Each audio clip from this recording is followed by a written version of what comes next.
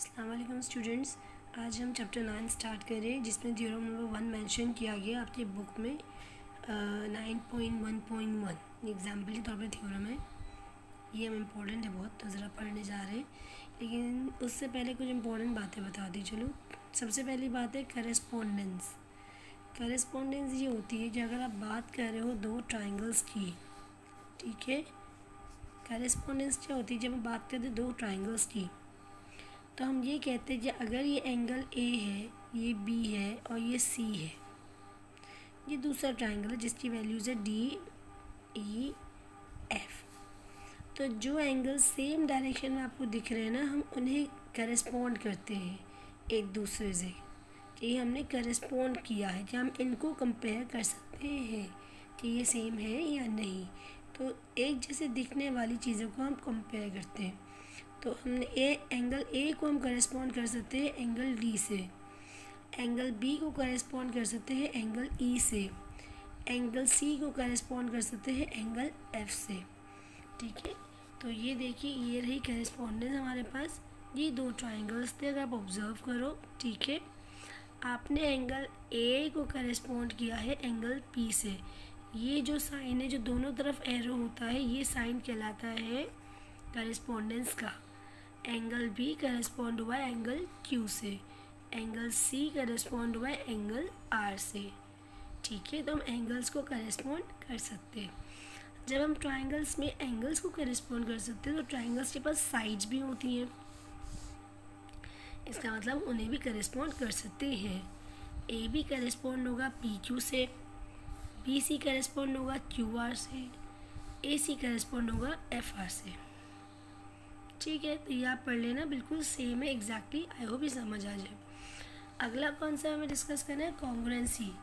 Congruency क्या होती है? जब आप बात कर रहे हो कि कोई चीज़ कॉन्ग्रुएंट है, तो कॉन्ग्रुएंट का मतलब है कि कोई चीज़ बिल्कुल एग्जैक्टली सेम होनी चाहिए। फॉर एग्ज़ाम्पल, ये देखिए, अगर कोई चीज़ साइज़ में या शेप में सेम है, तो हम कहेंगे कि वो एक दूसरे के करेस्पॉन्ड है। इन्होंने एग्जाम्पल दिए कार्स की, ठीक है। अब देख सकते हैं नॉर्मली अगर ये कार्स हैं जो कि एग्जैक्टली सेम साइज़ में मुझे दिख भी रही हैं, भले मॉडल अलग हो, लेकिन सेम साइज़ दिख रहा है, सेम शेप दिख रहा है, भले कलर भी अलग है, लेकिन अगर कोई चीज़ सेम है साइज़ में भी और शेप में भी, तो वो कॉन्ग्रुएंट है। अगर मैं बात करूँ कि ये साइड मेरी 2 सेंटीमीटर की है और ये भी 2 सेंटीमीटर की एंगल की, अगर इस ट्रायंगल की साइड ए सी जो कि 2 सेंटीमीटर, हमने अभी पढ़ा कि अगर ए सी है तो हम इसको ई एफ से करेस्पॉन्ड कर सकते हैं।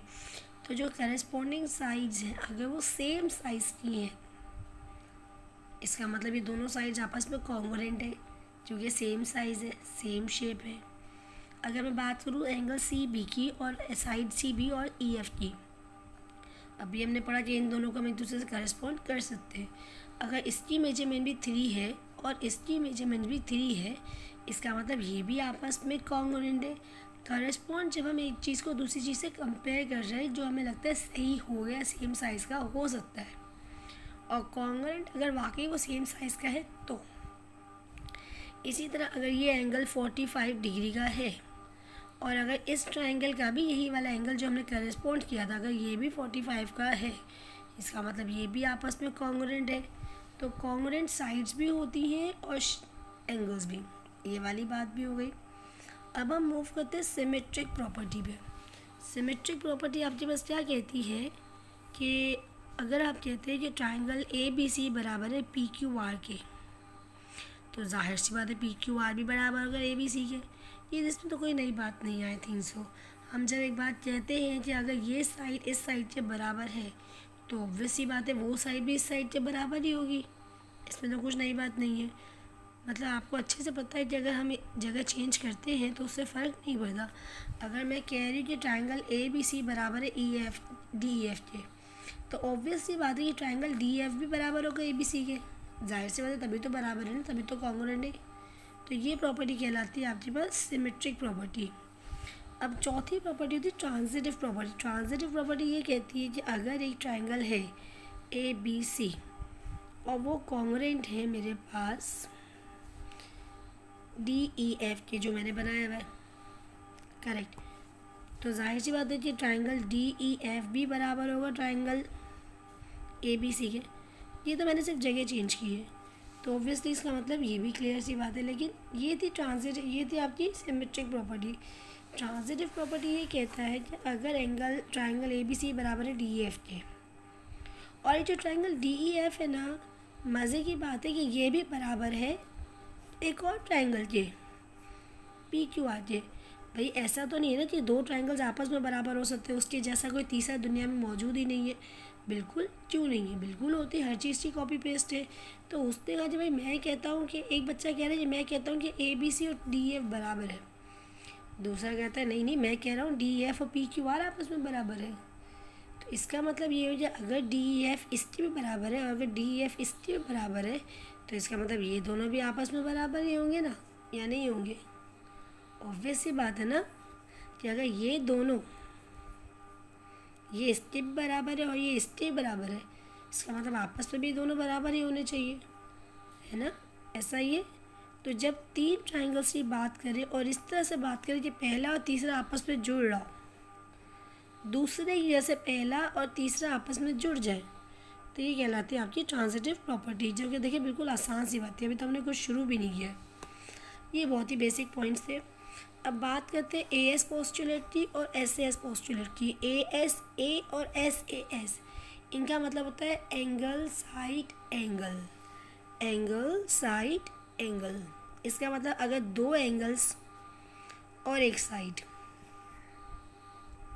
अच्छा SAS साइड एंगल साइड मतलब दो साइड्स और एक एंगल। अगर मेरे ट्राइंगल में दो एंगल्स बराबर है, कॉन्ग्रुएंट है, और एक साइड कॉन्ग्रुएंट है, इसका ये मतलब है। SAS कहता है कि अगर मेरे दोनों ट्राइंगल्स में दो साइड्स बराबर हैं और एक एंगल बराबर है, मतलब तीन एंगल्स में से कोई एक एंगल सेम होगा, तीन साइड्स में से कोई दो साइड सेम होंगी, ये पहली, दूसरी, इस तरह। ठीक है, तो ये पोस्टुलेट्स हम अभी पढ़ेंगे। चले अब हम फाइनली स्टार्ट करने जा रहे हैं हमारा थ्योरम नंबर 1। ठीक है, स्टार्ट करते हैं, बहुत ध्यान से समझिएगा। ठीक है, अब देखिए, in any correspondence of two triangles, अब वो दो ट्राइंगल्स को करेस्पॉन्ड कर रहा है। If one side and any two angles of one triangle are congruent, अगर याद दिलाते चलूँ तो ये कह रहा है कि एक साइड और दो एंगल्स, इसका मतलब ये ASA वाला पोस्टुलेट लग रहा है, क्योंकि इसमें दो साइड्स होती हैं और एक एंगल होता है। तो पहले हमने ये बात यहाँ पे डिस्कस की थी। ठीक है, अब आपसे कह रहा है कि हम करेस्पॉन्ड कर रहे टू ट्राइंगल्स को। ठीक है, हमें पता है करेस्पॉन्डेंस क्या होती है, कि हम दो ट्राइंगल्स में से सब चीज़ों को करेस्पॉन्ड करेंगे, उनकी साइड्स, उनके एंगल्स, जिस तरह से हमने यहाँ पे किया था। ठीक है, अब वो कह रहा है कि कोई एक साइड और दो एंगल्स बराबर हैं, चलो ये भी अच्छी बात है। To the corresponding sides and angles of the other, obvious ही बात है कि अगर मैं किसी एक साइड को कंपेयर करी दूसरे ट्राइंगल से, तो करेस्पॉन्डिंग साइड से ही करूँगी ना। हमने अभी तो पहले पढ़ा था कि अगर मैं इस ट्राइंगल की बात करती हूँ तो ये साइड इसी दूसरे ट्राइंगल की भी यही साइड से कंपेयर होगी, ये एंगल दूसरे ट्राइंगल की भी इसी एंगल से कंपेयर हो रहा है, तो करेस्पॉन्डिंग साइड्स वो कह रहा है। The two triangles are congruent, वो कह रहे थे अगर एक साइड और दो एंगल्स बराबर हैं तो मेरे ट्राइंगल्स भी बराबर हैं। ठीक है, अब ये बात आपने प्रूफ करनी है कि अगर एक साइड और दो एंगल्स बराबर होंगे तो क्या ट्राइंगल वाकई बराबर होते, ये हम प्रूफ करने जा रहे हैं। तो जो पिक्चर हमें दी गई वो है ABC PQR। ये जो P डैश है इसको अभी आप इग्नोर करेंगे। अभी आपने दिमाग में सिर्फ ये रखना है कि ये एक इस तरह का ट्राइंगल है, QR और P, दैट्स इट। चलिए अब हम कंपेयर करने जा रहे हैं। उसने कहा दो एंगल्स, तो आपने कोई से भी दो एंगल्स कंपेयर इमेजिन कर लिए, या तो A ले लिया, B ले लिया, C, तीनों में से कोई से भी दो ले लो।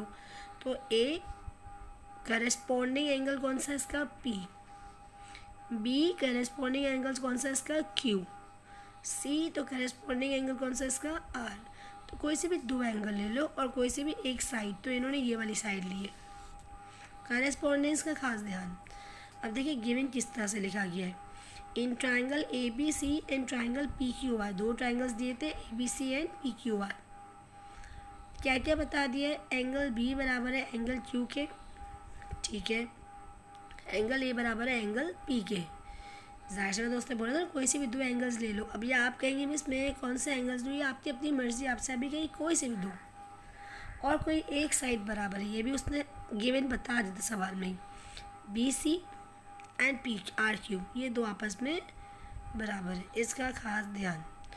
प्रूफ क्या करना है? जो इसने बताया था ये दोनों ट्राइंगल्स कॉन्ग्रुएंट है, दोनों ट्राइंगल्स कॉन्ग्रुएंट है। अच्छा, कॉन्ग्रुएंट का सिंबल ये होता है, इसका भी ध्यान, ठीक है। अब हम फाइनली प्रूफ करने जा रहे हैं कि दो ट्राइंगल्स आपस में बराबर कैसे। कंस्ट्रक्शन हमने क्या करी? हमने इमेजिन किया कि जो साइड ए बी है और जो साइड बी क्यू है वो बराबर नहीं है, सही है।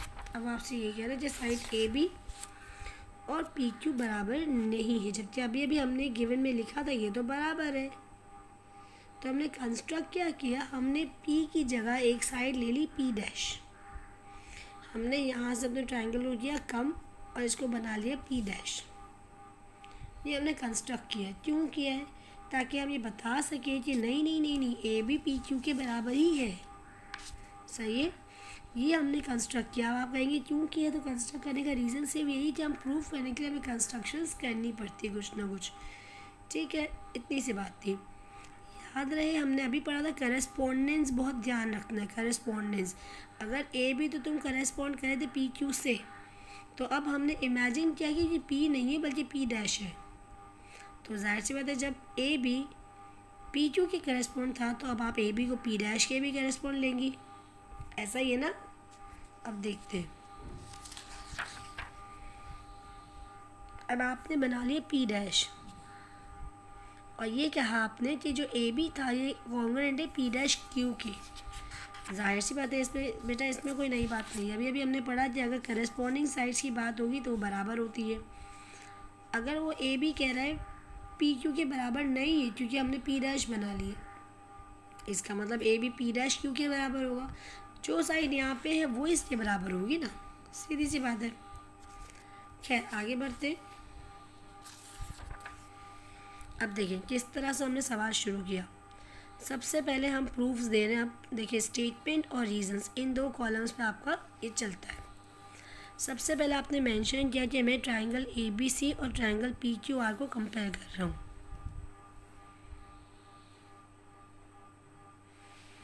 ठीक है।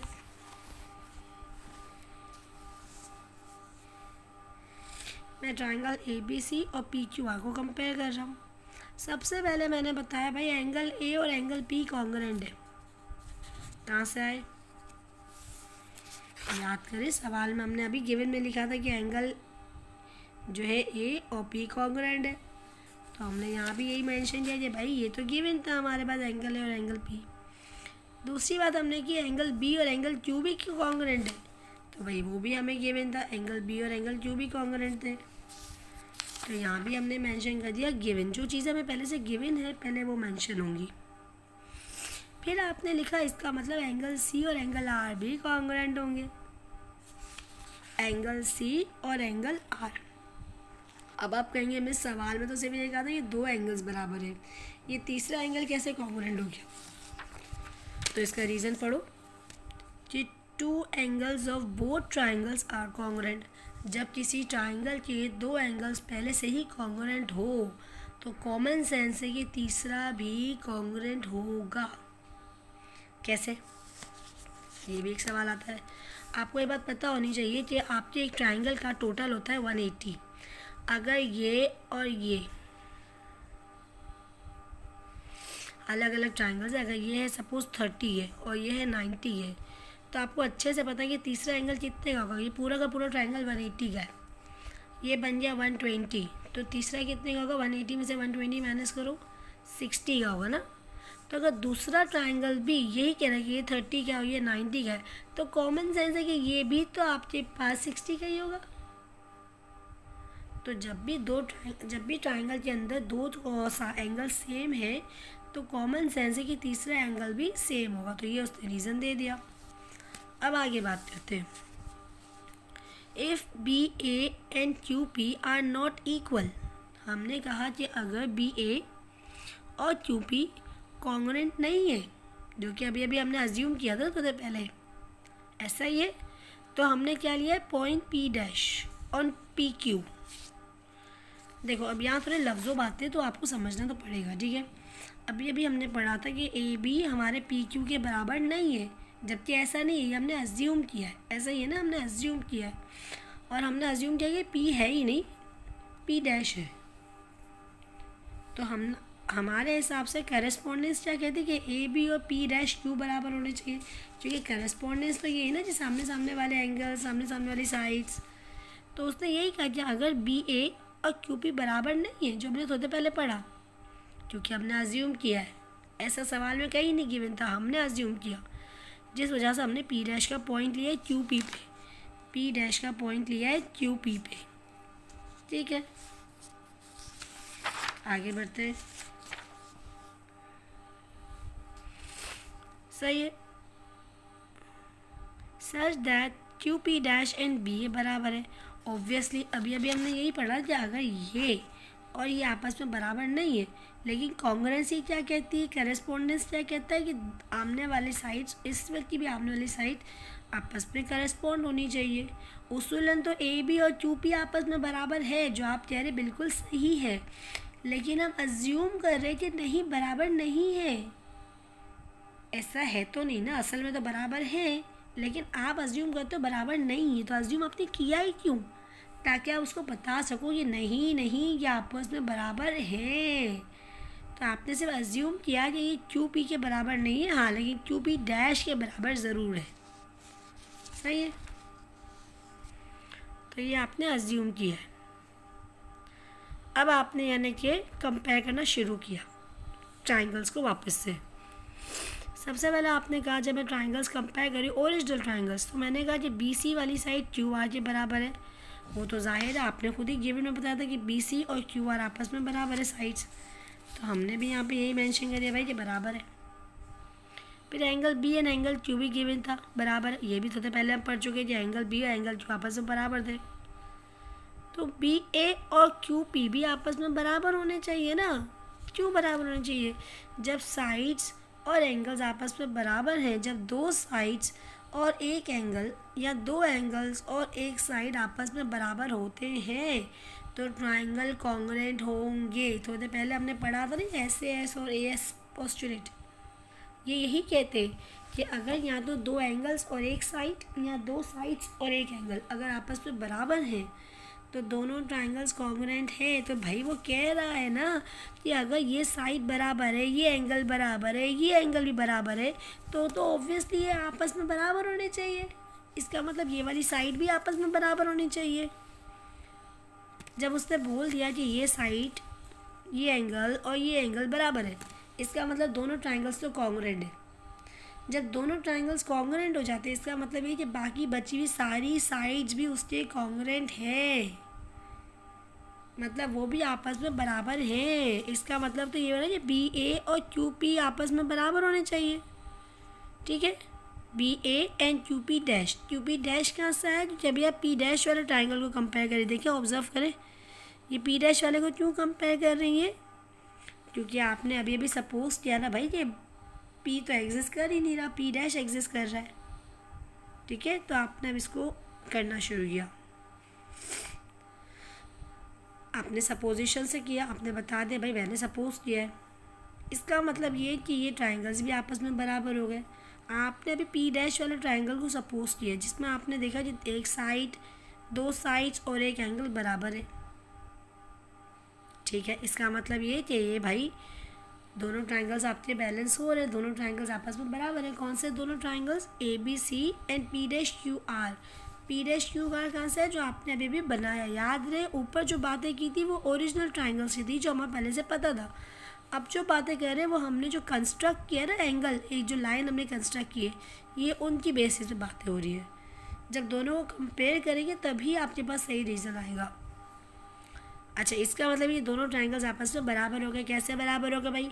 दो साइड्स और एक एंगल बराबर है, तो ऑब्वियस सी बात है कि आपके ऐसे पोस्टुलेट लग रहा होगा। इसका मतलब हुआ कि एंगल सी जो बराबर है वो है angle Q R P dash के। एंगल सी का है भाई, ये रहा, किसके बराबर? Q R P dash. ऐसे ही पढ़ते ना एंगल्स को, ऐसे नहीं पढ़ते हैं।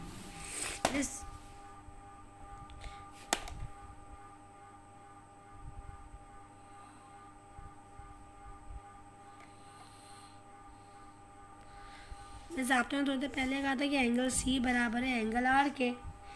अच्छा जी, इस बात को भी ज़रा क्लियर करती हुई जाऊँ। या तो एंगल का नाम डायरेक्ट उसके नाम से लिया जाता है, या फिर ऐसे भी लिया जाता है, बी सी ए। मिस ये क्या नई चीज़ आ गई है, बिल्कुल समझ नहीं आ रहा।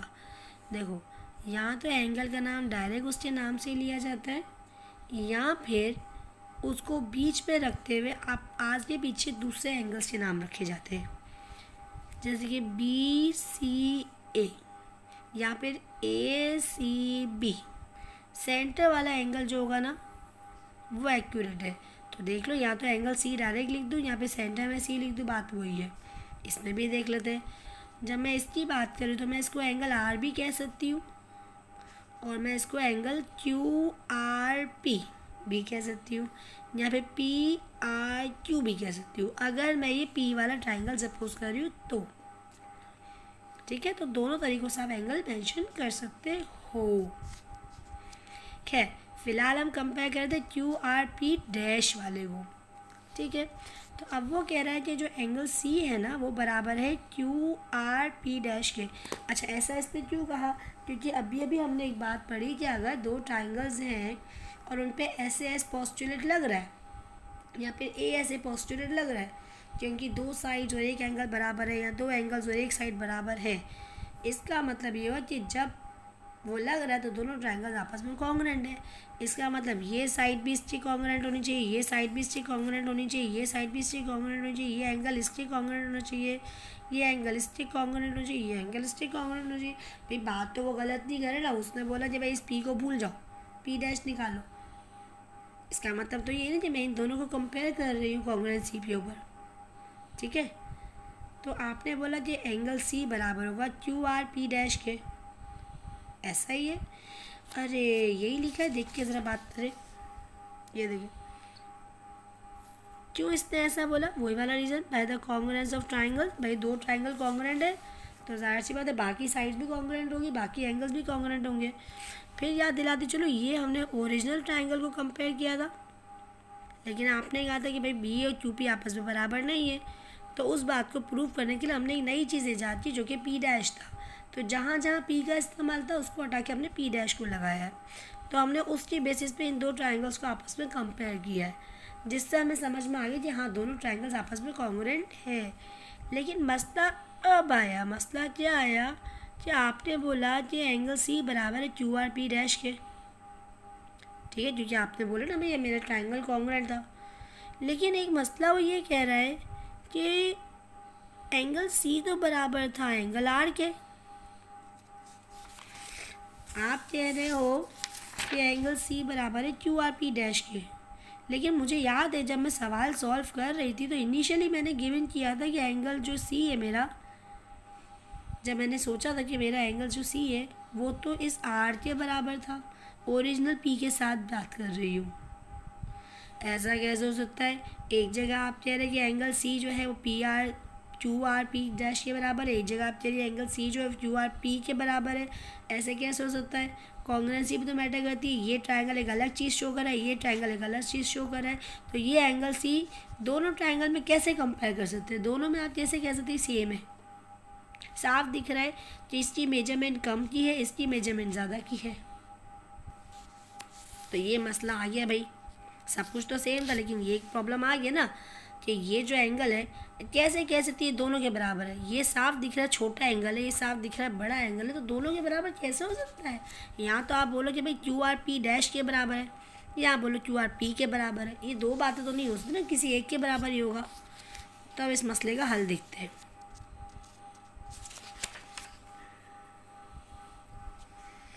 तो यही वाली बात इसने यहाँ पे कंप्लेन करी भाई कि ऐसा कैसे हो सकता है।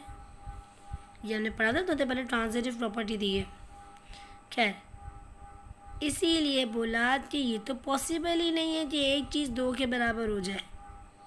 ठीक है, और इस बात को हम बिल्कुल झुटला नहीं सकते क्योंकि ये हमारे पास गिवन में पहले से मौजूद था, तो हम इस बात को कैसे झुटला सकते हैं। इसीलिए हमें समझ आ गया कि अरे नहीं, ये तो पी के बराबर ही, पी डैश तो गलत आ गया था। पी डैश तो हमने जो अजम्पशन की थी वो तो गलत साबित हुई, हमारी अजम्पशन सही नहीं है। कैसे पता चला? क्योंकि एंगल सी तो इसके बराबर था, आपने इसके बराबर कैसे ले लिया। तो अब हमारी बातें प्रूव होना शुरू हुई कि जब एंगल सी इसके बराबर नहीं है, इसका मतलब ये कि मैंने पी डैश गलत लगा लिया है। इसका मतलब मैंने पी डैश गलत लगा लिया है। पी डैश मतलब मेरा पी वाला सब सही था, इसका मतलब जो मैंने ए बी और पी डैश क्यू को कंपेयर किया था वो भी गलत है। ए बी और पी क्यू ये आपस में कंपेयर होने चाहिए ना। यानी अब मुझे बातें समझ में आई थी, जो मैंने अज्यूम किया था वो तो मैंने गलत अज्यूम किया था। ठीक है, अब मैं प्रूव कर रही हूँ। हैंस अब मैं लिखने जा रही हूँ दोनों ओरिजिनल ट्राइंगल्स में क्या क्या सेम था। बी सी क्यू आर आपस में बराबर था, बिल्कुल बराबर था। एंगल बी एंगल क्यू आपस में बराबर था, ये भी गिवन था।